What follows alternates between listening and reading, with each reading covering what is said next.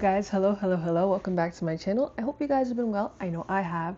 Today we are going to be doing our monthly recap. We're going to be reviewing all the books that I was able to read in the month of July. She can make them poop if they want to, honestly. Abe is an aspiring writist. Whoa, writist is insane. If we were to sketch out their family tree, it would be more circular. I cannot believe we're literally so close to the end of the year. We're already almost finished with summer. I have to go back to school soon next month. I don't even know how that's going to start. I don't even know how that's going to be. It is my last semester though, so I'm officially going to be a college graduate and I'm running my way to unemployment. Okay, anyways, let's talk about our stats that we had for the month of July. For the month of July, I was in a little bit of a reading slump. Usually I'm able to complete at minimum 10 books. I am only, as the day that I'm recording this, July 29th, I've read 8 books. Whoa, the last time I read books of this amount was February. February I had 8 books as well. So this is my second lowest month. But of those 8 books, 4 were fantasy, 1 was historical fiction, 2 were lit fix, and 1 was sci-fi. We actually had 2 5-stars this month, which I'm very excited to talk about. So without any further ado, I actually have another exciting announcement to make. I finished my July TBR. Oh my god, who's clapping? Oh my god. Anyways, I finished my July TBR. I finished all 5 books on my July TBR, and I'm so proud to be able to say that I did that. I did that, guys. Based on the disaster that was June, this is an amazing, huge improvement. And I also want to report that I had no DNFs this month. No DNFs. I did amazing this month, okay? So let's just start talking about what I read. The first book that I read was A Game of Thrones by George R.R. Martin. We're going to put this up. We're going to have my water bottle try and hold these books up. Okay, hopefully these don't fall. But the first book that I read was A Game of Thrones by George R.R. Martin. I gave this a 4-star. I finally started this this is a big media piece, okay? Everybody has either read or watched Game of Thrones. Lucky for me, I'm starting this venture. I'm reading and watching at the same time, so I've already finished the first book, but I've yet to finish the first season, which I'll probably do sometime in the next 2 weeks. But this is the first book of the Game of Thrones series. I think there's 7 books right now, 7 primary works in this series, but yes, I actually have the second book right here, A Clash of Kings, on my TBR. So whenever we want to get to that, whenever my TBR jar wants to pick that out for me, there it is. So Game of Thrones. If you don't know what Game of Thrones is about, we are set in a mythical and fantastical world that is split up between the North and the South. And there are it's based off of one kingdom. And this kingdom used to be ruled by a tyrannical king. They call him the crazy king of Aegon. I think his name was Aegon, but they call him the Mad King because he was not a good king. Towards the end of his rule, he actually went insane and people didn't like him. So actually his most trusted people, his steeds, his right-hand swordsmen, they backstabbed him and they overthrew the government and gave it over to Robert Baratheon, the new king of this book. And, you know, some things happen, and when you think of Game of Thrones, you think of the dragons, correct? That's what I thought I was getting into. Didn't know that I would be following the Snow, like the Stark family, essentially, which is essentially our main characters of the book, the whole Stark family. So we have Eddard Stark, which is the father. He is the Lord of Winterfell, and that's basically where the book takes place most of the time. We're following Stark's bastard son, Jon Snow. You guys should know who Jon Snow is. That name is pop culture piece right there. Jon Snow, his eldest son.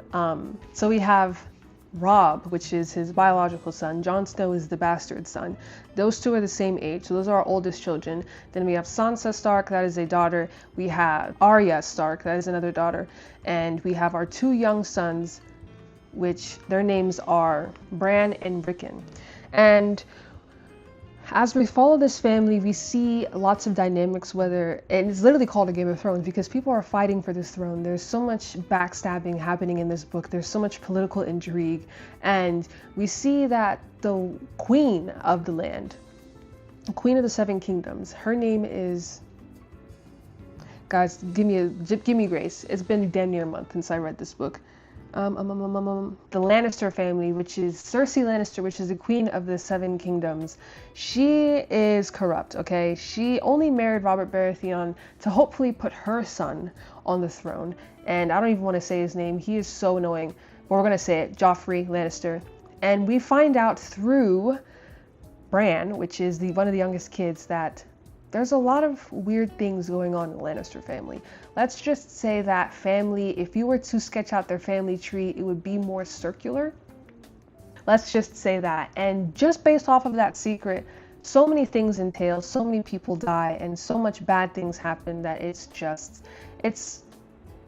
some of these things just could have been avoided, honestly. And really, it is really a game just to see how people play the game, and how people play the game just to get on this throne, which this throne used to belong to the Targaryens, the rightful heirs, the rightful people who rule the Seven Kingdoms. And there's two characters that we follow, but mainly her POV, Daenerys Targaryen. You guys should know that name. The Conqueror, honestly, Daenerys Targaryen. I've seen so many edits of her on TikTok. It's partially one of the reasons why I started reading this series, because I saw edits of her, and then I saw House of the Dragon edits, which were just like chef's kiss.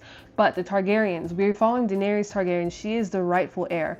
Well, technically her brother is rightful heir, but he doesn't seem fit enough to be king of the Seven Kingdoms. But she, Daenerys, she actually marries into a different tribe. She marries the Khal Drogo. And in the show, he's played by the guy who played Aquaman, Jason Momoa, and their relationship starts off rocky. You know, they're two different cultures, they don't even speak the same language, and they are to be married off because Daenerys, his brother, believes that if they marry each other and Daenerys takes over their army, that he'll be able to win back the rightful place on the throne of the Seven Kingdoms. And long story short, that doesn't work out. Daenerys, though, however, for this marriage, she's gifted 3 dragon eggs. And for the longest time, we thought dragons were extinct. We thought that they died out with the Mad King Aegon. So we're basically following Daenerys and these 3 dragon eggs that she has. And toward the end of the book, we actually see the reawakening of the dragon. And this is why they call her the Queen of the Dragons, because before her, it was this long period of having no dragons in this world. So I'm very excited to see, and hopefully Daenerys takes more forefront in the second book, because that's what I thought Game of Thrones was. I genuinely thought it was just about the dragons, but I did not know that the Snow and the Stark family were like the forefront. And I'm pretty sure they'll continue to be the forefront in Clash of Kings, but I hope that we have more Daenerys POV chapters, because let's just say the majority of most of her chapters were just her being ravished by Khal Drogo, and I hate to say it, genuinely ravished. But either way, just seeing her growth and her learning to overcome the fear of just her brother in general, and learning how to speak and act like a proper queen. And so I'm very excited. We left off on her POV with a crazy cliffhanger. The dragon eggs that she was holding, I think one of them hatches, and I'm very excited to see what happens with that in the Clash of Kings. I wonder if she's going to overtake the throne in the second book. We still have I have 6 books left to read. I don't think it's going to happen in the second book, but I want it to happen soon. I'm so excited. So that has been A Game of Thrones by George R.R. Martin, one of a fantasy staples, and I'm so glad to say that I'm finally reading it. The next book that I read was 6 of Crows by Leigh Bardugo. I gave this book a 3.5 stars. I said on Goodreads that I read like a YA, and I also posted it on Fable, and somebody commented and said, "You were not going to believe this." So that's how I found out that this is a YA book. But 6 of Crows, this is kind of like, if I were to say one trope to kind of sum up this entire book, is that it's a found family trope. So essentially what goes on in this book, we have our main character, I'm going to say our main character, I'm going to say his name is Kaz Brekker. Kaz Brekker, he recruits some of his, hide your inhibitions, Kaz Brekker. So we have our main character, his name is Kaz Brekker, and he has a little ailment with his leg. He landed on his leg weirdly when he was a younger child, and it didn't set properly, so it healed wrong. So he has a limp, and he carries around a cane that has a nice little crow embellishment at the top that people recognize him by. And he is this master pickpocketer and locksmith, and he recruits some of his people from his gang that he's in, and their names are Inej, Nina, and Jesper. And then we have another character, Matthias, who joins, and then another character who I'm forgetting his name, but he's a boy, and him and Jesper have this kind of like flirtatious relationship going on. But their job is to infiltrate this prison to find this mad doctor who has concocted this weird drug that allows people who are able to manipulate Grisha magic. And this Grisha magic, there's different factions of the Grisha magic. We know one of our main characters, Nina. She is a corporal Kai. I hope I'm probably butchering that. I'm so sorry. It's in the book. Corporalki, the Order of the Living and the Dead, and she is a heart ender, which means she can stop people's hearts. She is basically like bloodbending in Avatar: The Last Airbender. She can make people faint. She can move people just based on the blood in their body. She can stop their hearts. She can do anything. She can make them poop if they want to, honestly.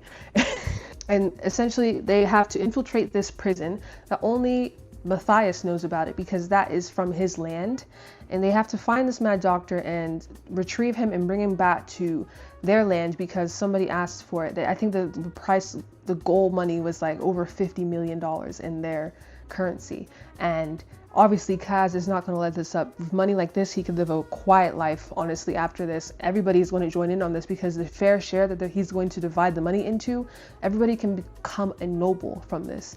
And the whole book is just this one heist. There's a lot of relationships in this group of six, and that's why they call it Six of Crows, and a lot of tangent, like lots of things happening at the same time. And there's lots of characters that have been referenced from the King of Scars, that duology that I've yet to read. I'm still reading the first book. I genuinely think I'm going to soft DNF it and come back to it later.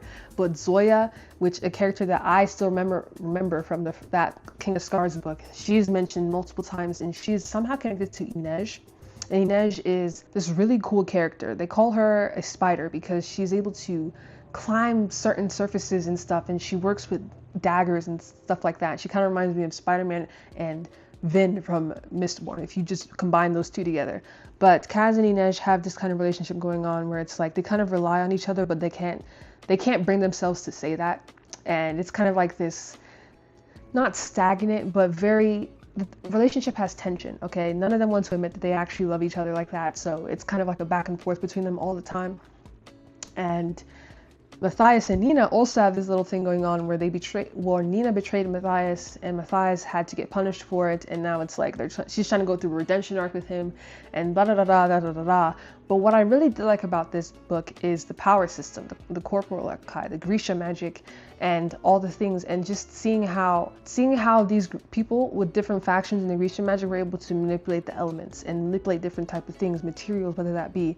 We actually find out that Jesper is a material alky, and he's able to manipulate metals and stuff. It kind of reminded me of Mistborn again, but we leave off on a big cliffhanger, and the second book is basically about saving one of the people in the party.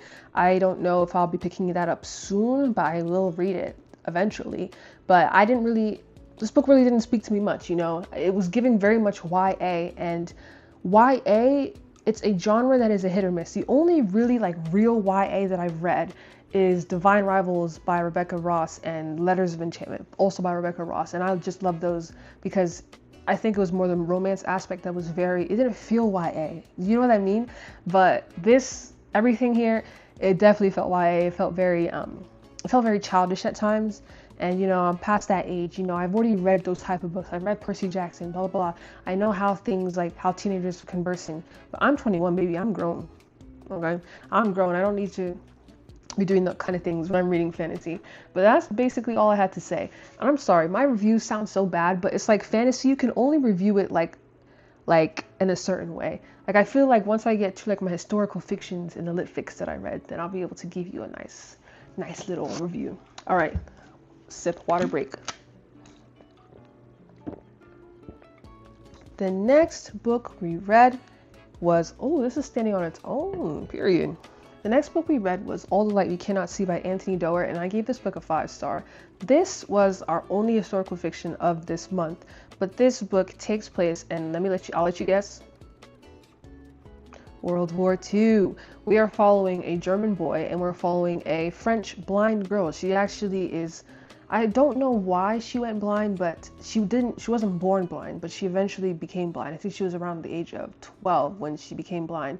But she lives directly in the city of Paris, and her father he works at a museum. What he does to try to accommodate for his daughter's blindness is he builds an exact replica of the city of Paris, their district, their arrondissement, if you want to say, if you want to really be a French person. And he constructs it like it's a cardboard retelling of the entire neighborhood where they live. And he makes her like run her fingers along it and learn this layout. So if she were to ever go outside and one day the father's not with her, she could know where she is at all times, just based on the fact that she's played with this model numerous times. And I think that was honestly so heart touching, honestly.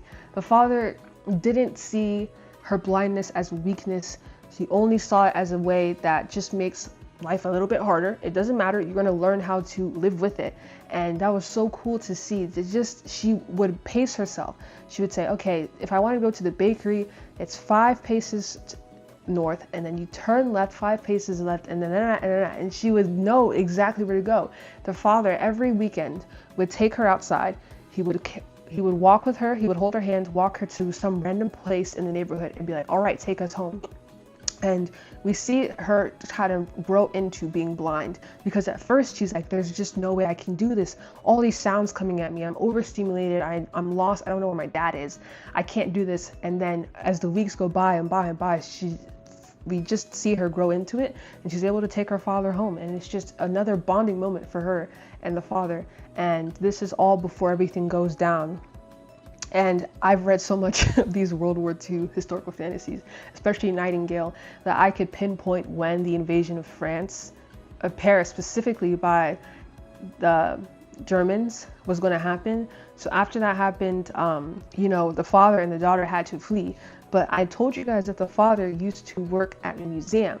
And at this museum, they held this diamond, this huge diamond. They called it the heart of the sea. But this diamond had a little bit of history to it. Essentially, anybody who had this diamond in their possession, they would have the power to live forever, but everything around them would be cursed. Everything around them would be unlucky. So let's say I found this diamond and I took possession of it. A day later, my plants would die. Maybe the next week, my brother would have a crazy accident, but I would still be fine. Like, let's say, I'm literally invincible, but everybody else around me you better watch out, bro, because at some point you're going to die in a mysterious way. So because this diamond is so integral to the history of Paris and this story, the director of the museum, he has his colleagues meet with him, and he makes copies of the diamonds, and he doesn't know which one is the real one. But actually, we're sent the father of the blind girl. Her name is Marie LeBlanc. Her father's actually given the actual diamond, and they have to flee Paris, and they go to this place.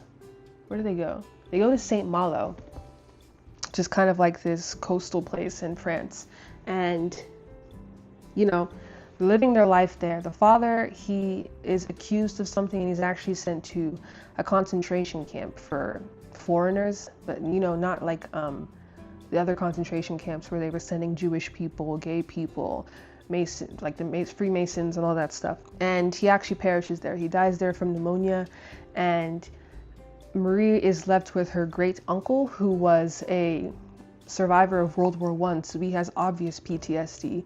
He can't even go outside. It's very bad. He has moments where he locks himself in his room, and he has weird coping mechanisms where he'll sing lullabies to himself in the quiet. And he actually has a whole radio tower that's built into his house, because before the war, him and his brother used to have a little radio station where they would do little facts for children and stuff like that. And later on in the story, they actually used that radio tower to transmit messages to the French soldiers, to kind of spy on the Germans, because now St. Malo also got occupied by the Germans. So they used that radio transmitter to kind of be an extra eye for the French, essentially. And when I'm talking about radios, now we're going to kind of segue into our male main character. His name is Werner, And from the beginning, Werner, we know that he's a very smart kid. He's very innovative. And he actually is able, him and his sister, they are orphans. Their father died in a mine, because they live in a mining city. So their father died in a mining incident and his body was never recovered. We don't even know what happens to their mother. It was never said. But Werner and his sister are in an orphanage, and stuff doesn't come by easily, you know, and they're very poor and they have to fight for their meals. But one day, Werner stumbles upon a radio, and because he's so innovative and he already's messing with all these type of trinkets, he's able to repair the radio. And through the radio, we actually hear the what's it called? The radio transmits that the great uncle, Marie's great uncle, and his brother used to send back in the day. And we have some time skips later and later. And because Werner is so smart, he's actually recruited to a German youth association. And through this, because he's so smart, he gets put into like a special ops situation, and he's sent off to the front lines, but like he's more on the technical side. He doesn't really enter the war per se. But we find somehow Werner finds himself in St. Malo, and he actually meets up with Marie. He saves Marie from a German officer who's been looking for her, because that German officer is looking for the heart of the sea, because he was diagnosed with testicular cancer, and he's heard the legend, and he thinks that if he finds this diamond, then he'll be saved. So they find each other, they meet, and it's very short. This whole book leads up to them meeting essentially, and it is short-lived, unfortunately. So sad for my boy Werner, but this is just, honestly, it was a really good story.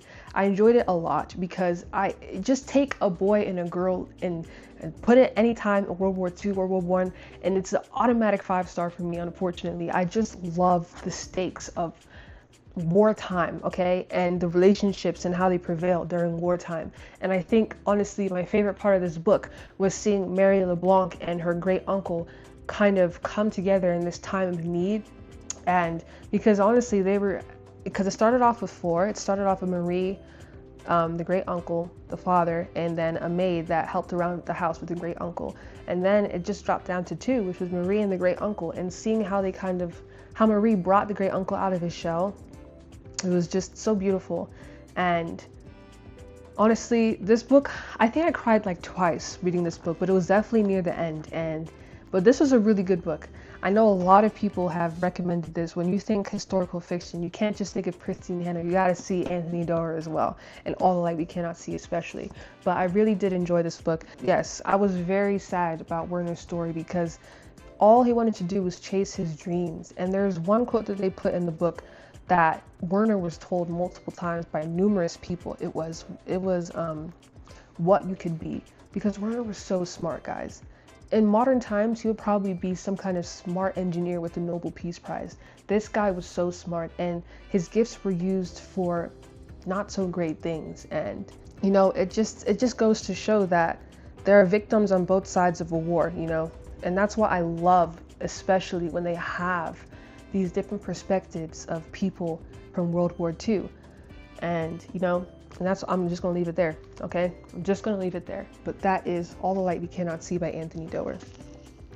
The next book we read was a fairly new book. It's Verity Guild by Mike Horlin. This book came out in May, I believe, and it has the nice sprayed edges. This is a library book. I've never seen a library book with sprayed edges. I gave this book a 4-star. It's rated lower on Goodreads, and this was like one of the moments where I was like, don't judge a book by its cover, guys. This is actually really good. This book is basically low-key Raven Scholar. It is a trial. Honestly, it's like a murder mystery type of book going on right here.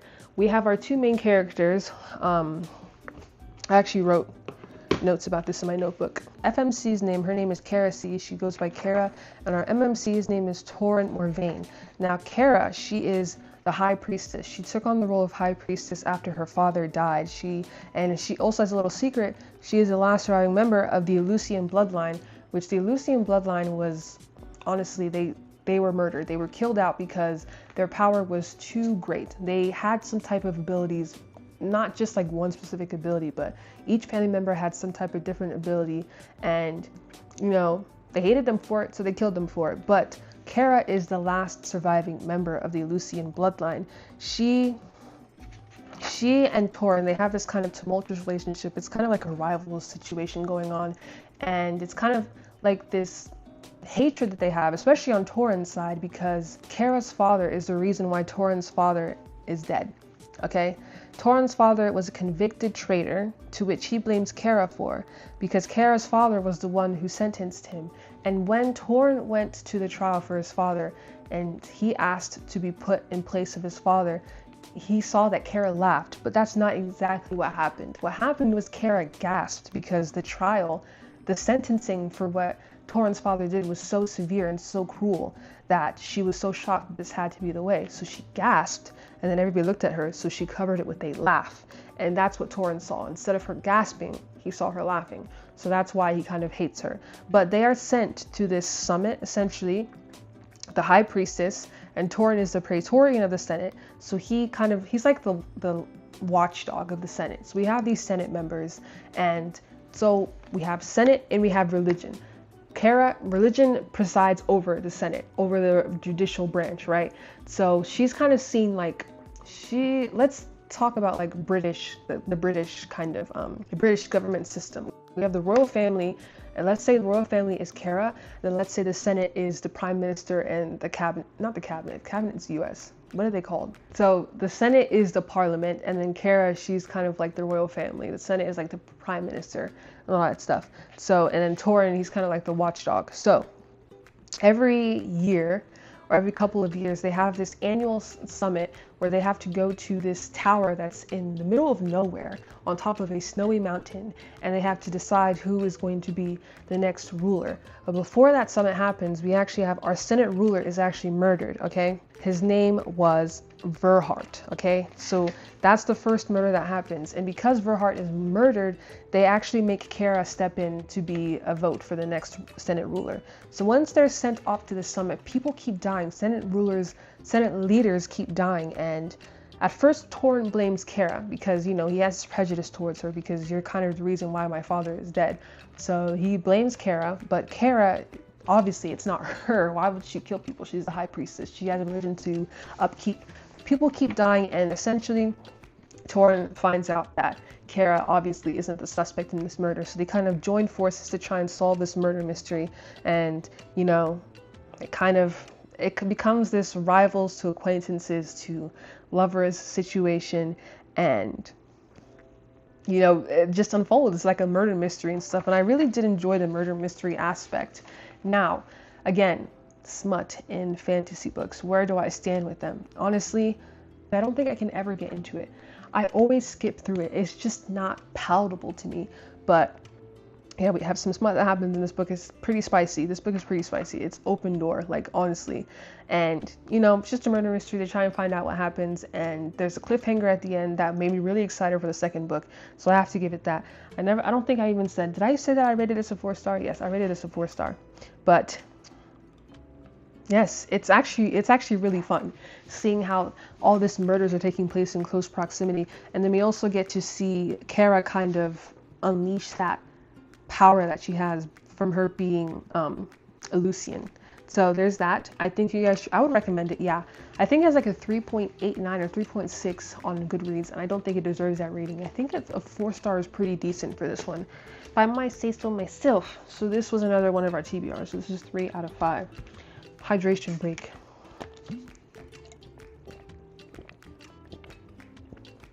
The next book I read was This Is a Love Story by Jessica Soffer. This is a love story by Jessica Soffer, and I rated this a 3.5. I said on Goodreads that this book had potential, and it really did. I like the premise of it. We're following this couple, decades of their lives. They meet in Central Park, and this book is based in New York, and we have POVs. We have Abe, which is the MMC, and then we have Jane, which is the FMC, and then another POV is Central Park. And in the Central Park POVs, it just has depictions of Central Park in New York. If you've ever been in Central Park in New York, it's very beautiful, and there's always things happening. In New York City in general, there's always things happening. So to think that they have a whole POV for Central Park, and it's kind of symbolic because it's where Abe and Jane meet each other. Now, Abe is an aspiring writer, bro, writers is insane.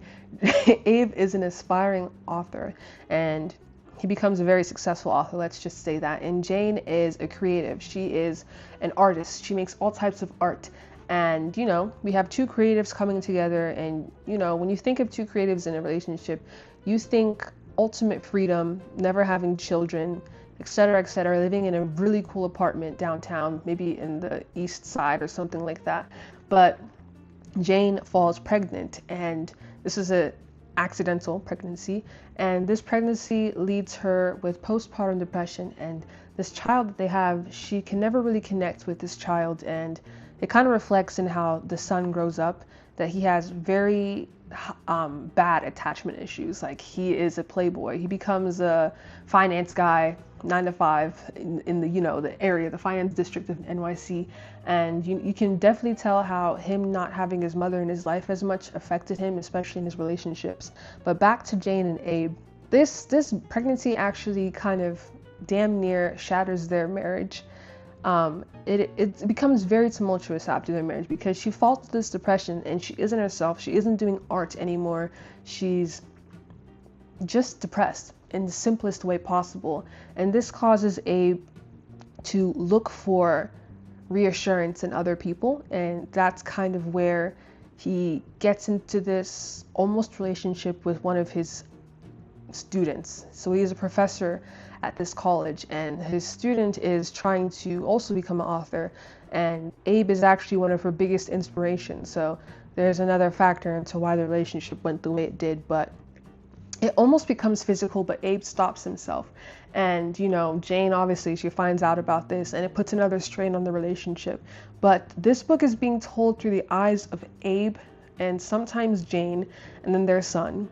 But Abe is helping Jane remember the moment from when they first met each other up to now, because Jane is actually on her deathbed. She has been diagnosed. She actually relapsed in her cervical cancer. I think this is her second or third relapse, and now she's on her deathbed. But this is a genetic cervical cancer case. Her mother had cervical cancer, and now Jane has it.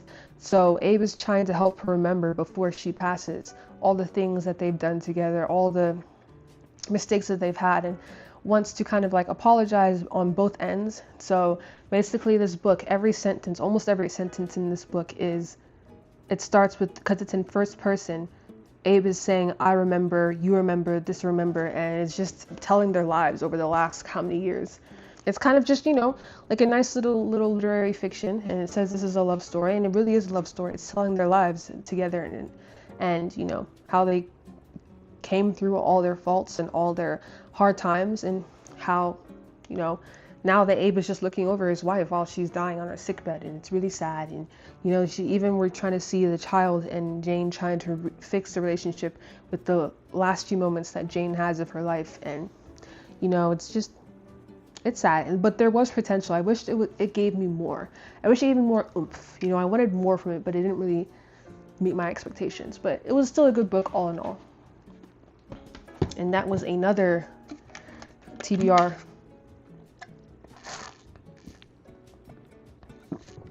Next, we have Malice by John Gwynne. I gave this book a 4-star on Goodreads. This book is basically, let's just say, Game of Thrones, Red Rising, Farseer trilogy, and maybe a little bit of Dune mixed together. All 4 of those books, and you have this behemoth of a book, this nearly 700-page behemoth of a book. It is so much. There's so much POVs. I think there's like 5 to 7 POVs in this book, and there's so much world building. But it is a fantastical book, and I really want to say, just think of the setting of like Game of Thrones, honestly. And we follow our main character. His name is Corban, Corban, and we follow kind of him growing up into becoming a warrior of sorts. And we're on this precipice of a war coming. They call it the God War, whatever that means. And honestly, I don't think the first book does a great job of explaining what this God War entails. This is a very mythical, very standard fantasy kind of book. And we're given, look at, these are just 4 of like the 7 POVs that we're given. But a lot of people say that this book is the first book is especially slow to get into because of the multiple POVs and the world building that they just throw at you through all the pages of the book, and I was going to rate this lower, but once we got to like the 3/4 mark of the book, I was starting to see, okay, yes, I see the appeal, and I definitely want to pick up the second book soon. This is a library book, so I think I'm going to buy the first and second book later, maybe next month at Barnes & Nobles. But I don't know what else I can say much about this book. There is a aspect of like coming of age, especially with our main character Corban, and then we have our other main character Evnis. He is kind of like, he's a snake, bro. Let's just say that. If you just look at his name, Evnis, it kind of sounds like a snake. A name a snake would have. Then we have our other character, Veritas. I think Veritas is like my second favorite character after Corban. But Veritas is a knight who is often found in the shadow of his older brother, because his older brother is a bigger, better version of him. And we kind of see him make a name for himself, Veritas, through following Nathair, which is one of the princes in this vast world of kingdoms. There's a lot of kingdoms in this book. Nathair is kind of, let's just say Nathair is basically this universe's Paul Atreides, bro. He is some type of Messiah, prophet, and we're going to see that kind of build on itself in the second book, obviously. But Veritas is kind of like his right-hand hand following Nathair, and Nathair is like this Messiah. Like, he has this prophecy to fulfill. Corban, he also is part of this prophecy, because every time Nathair and Corban are in the vicinity, some weird stuff starts to happen. Let's just say some weird magical jutsu starts to happen. And Evnis is also part of this too. I don't know, the four of them, these are the core four guys, and they do crazy things in this book. And I think I was recommended this book. These are one of the recommendations to read after you've read Red Rising. So can you guys tell that Red Rising is my favorite series ever? But yes, this was Malice by John Gwynne. Definitely going to pick up the second book, and I'm also going to pick up his other series. I think it's Shadow of the Gods. I think that's what it's called. So I actually do like John Gwynne's writing. All right, another hydration break, please. The second to last book that I read was Dune Messiah by Frank Herbert. You can see the other Dune book right there. And see the difference in the thickness of this book. The first Dune book was like 600 pages. This book didn't even reach 300. So I finished this in like 2 days, I think. And it's still confusing, guys. Somebody on Fable asked if they will, because Dune is like, I told you in the last review that I had, that it's like you have to have context to start reading Dune. And it's like, what? Like, I'm reading the first book. Why do I need to have context to read the first book? And the same feelings are had in the second book. I don't even know why I continue reading this. I think it's just because I'm a completionist. I'm going to read the third book and just say that the Dune works are a trilogy, even though I think it's a 5-work series or a 6-work series. I'm just going to read the first 3, guys, and call it a day there.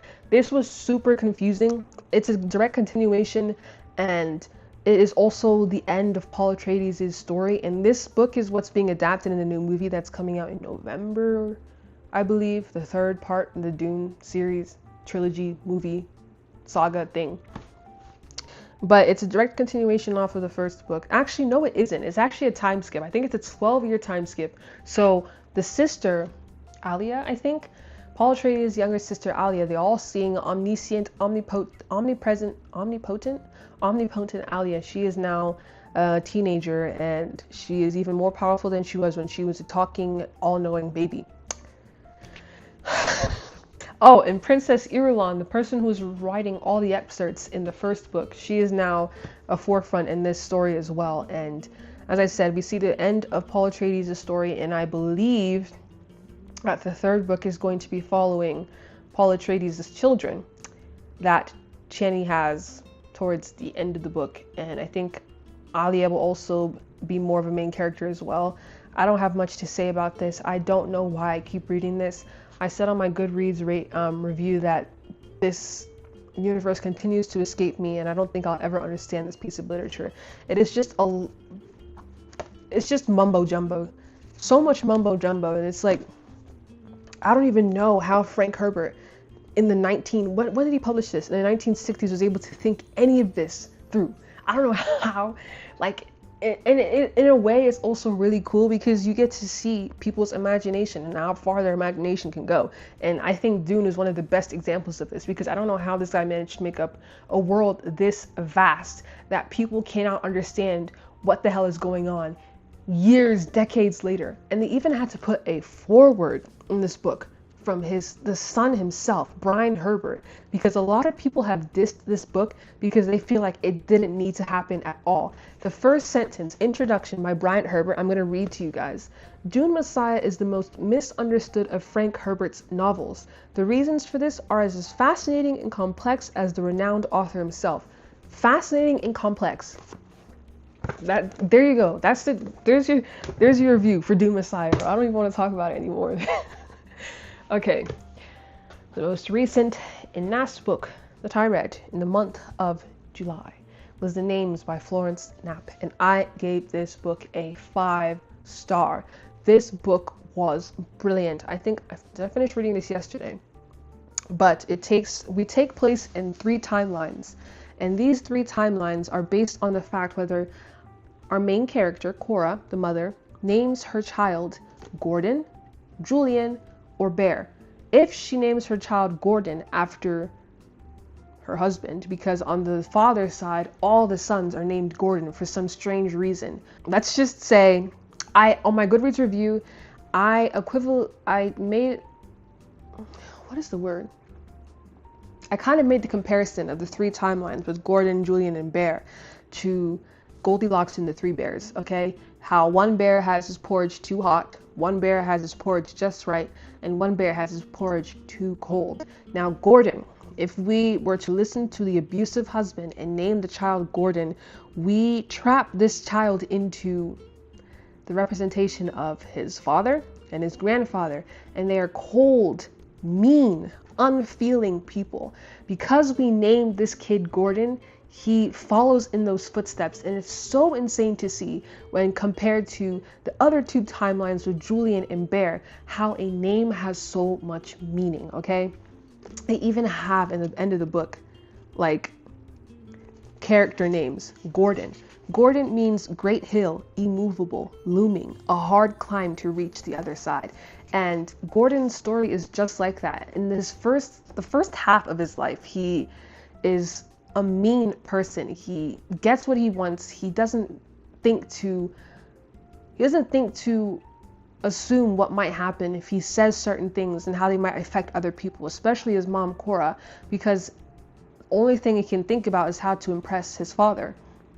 And in doing that, he actually makes Cora and his older sister Maya's life a living hell, because Gordon wants to be seen and wants to be accepted by his father.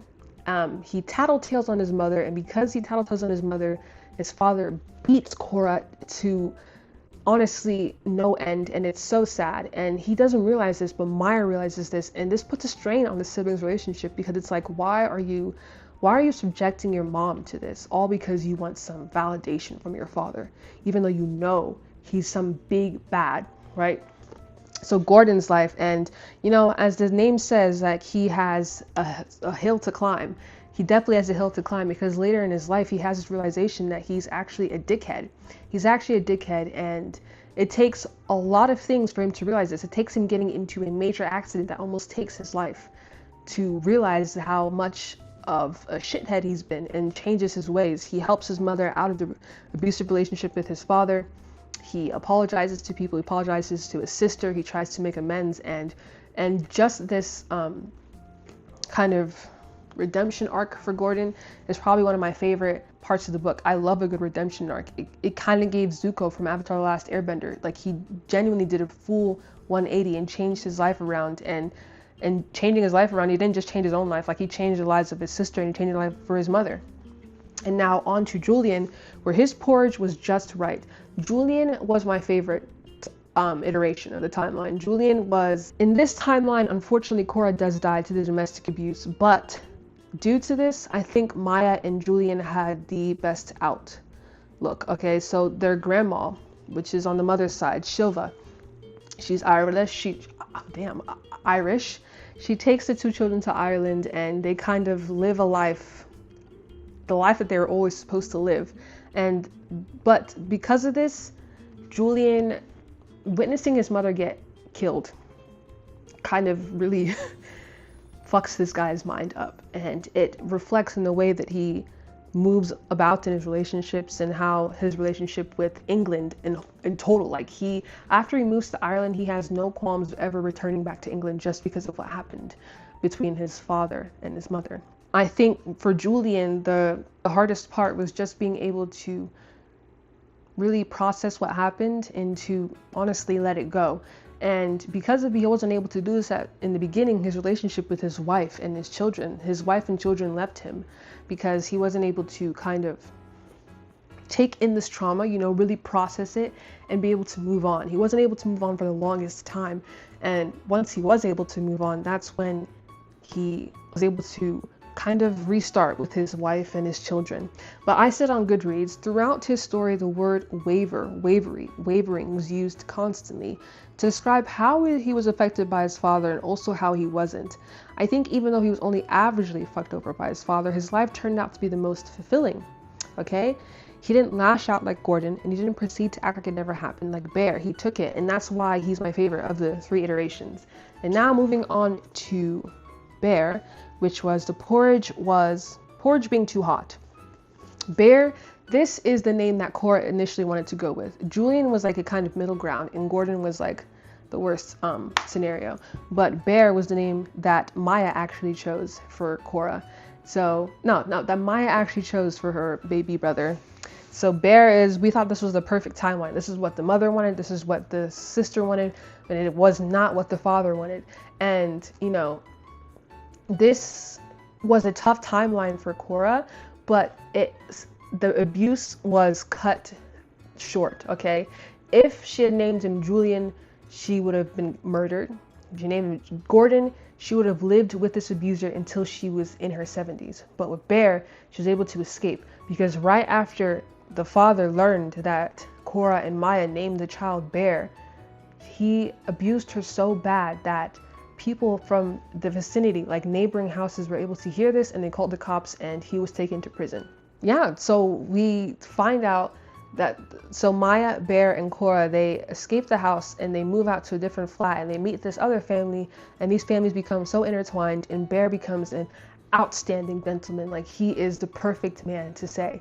And he falls in love. He becomes this great not architect, but archaeologist, and he travels the world on unearthing all these cool things from thousands of years ago. And he's so successful, and his wife is doing just fine, and they have a child.